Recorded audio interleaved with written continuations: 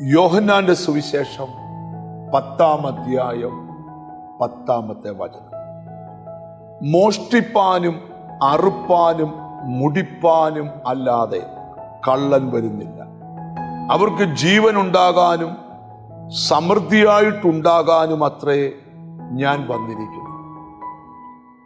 പിശാച് എന്താണ് ചെയ്യുന്നത്, യേശു എന്താണ് ചെയ്യാൻ പോകുന്നത് എന്ന് ഈ വാക്യത്തിൽ ക്രിസ്തുവിന്റെ മാറോട് ചായ യോഹന്നാൻ വെളിപ്പെടുത്തുക.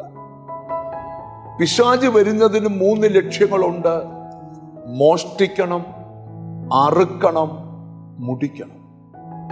മോഷ്ടിക്കുക എന്ന് പറഞ്ഞാൽ ഉടമസ്ഥന്റെ അനുവാദമില്ലാതെ അപഹരിക്കുന്നതിന്റെ പേരാണ് മോഷണം.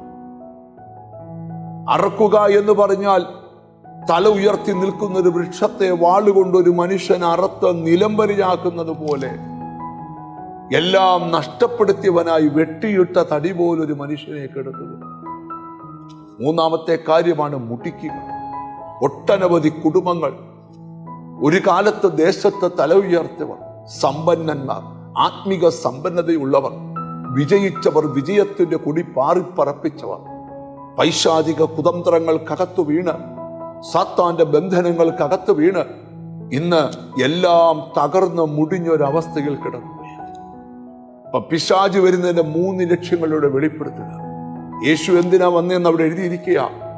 പിശാച് മോഷ്ടിച്ച്, പിശാച് അറുത്ത്, പിശാച് മുടിച്ചു കളഞ്ഞതിനെ യേശുവിന്റെ അടുക്കലേക്ക് കൊണ്ടുവന്നാൽ അവൻ ജീവൻ പകർന്ന് എഴുന്നേൽപ്പിക്കാം, സമൃദ്ധിയായ ജീവൻ പകരം. ഇന്നീ മെസ്സേജ് കേൾക്കുമ്പോൾ ജീവിതത്തിലെല്ലാം അപഹരിക്കപ്പെട്ടവരായി, വെട്ടിയിട്ട തടി പോലെ ആരോഗ്യത്തെ ശത്രു മുറിച്ചു കളഞ്ഞിട്ട് നിലംപരിചായി കിടക്കുന്നവർ, എല്ലാം നഷ്ടപ്പെട്ട് തകർന്നു കിടക്കുന്നവർ, നിങ്ങളോട് കർത്താവ് സംസാരിക്കുക. യേശു വന്നത് ഈ അവസ്ഥ കണ്ടിട്ട് സഹതാപം പറയാനല്ല, ജീവൻ പകർന്ന് ഇപ്പോൾ ഏതവസ്ഥയിൽ നീ കിടക്കുന്നോ ആ അവസ്ഥയിൽ നിന്നിനെ ഉദ്ധരിച്ച് ദേശത്തൊരു അനുഗ്രഹമാക്കാൻ എന്റെ കർത്താവ് ആഗ്രഹിക്കുക. ഇന്ന് വചനം കേൾക്കുമ്പോൾ ആ ജീവന്റെ തുടിപ്പ് നിങ്ങളുടെ മൺകൂടാരത്തിലേക്ക് എന്റെ ദൈവം പകരട്ടെ.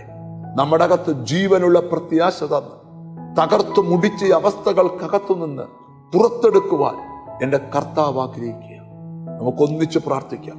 കാരുണ്യവാനായ ദൈവമേ, സ്വർഗസ്ഥ പിതാവേ, ശത്രു മുടിച്ചതെല്ലാം, ശത്രു അപഹരിച്ചതെല്ലാം, ശത്രു ഇല്ലായ്മപ്പെടുത്തിയതെല്ലാം പുതുക്കിത്തരാൻ കഴിവുള്ള ദൈവമേ, അവിടുത്തെ പൊന്നുകരത്തിൽ ഏൽപ്പിക്കുന്നു. എന്നോട് ചേർന്ന് പ്രാർത്ഥിക്കുന്ന മക്കൾക്ക് വേണ്ടി പ്രാർത്ഥിക്കുന്നു. സ്വർഗത്തിലെ ദൈവത്തിന്റെ നീതിയുള്ള കരം നിന്റെ മക്കളുടെ മേൽ നീട്ടണം. അവരെ നിന്റെ നാമം ചൊല്ലി പിതാവിന്റെയും പുത്രന്റെയും പരിശുദ്ധാത്മാവിന്റെ നാമത്തിൽ അനുഗ്രഹിച്ച് പ്രാർത്ഥിക്കും. അവർ അനുഗ്രഹിക്കപ്പെടട്ടെ, യേശു ക്രിസ്തുവിൻ നാമത്തിൽ തന്നെ. ആമേൻ. ഈ ദിവസങ്ങളിൽ ദൈവിക ജീവൻ പകർന്ന് നിന്നെ ദൈവം എഴുന്നേൽപ്പിക്കും. God bless you.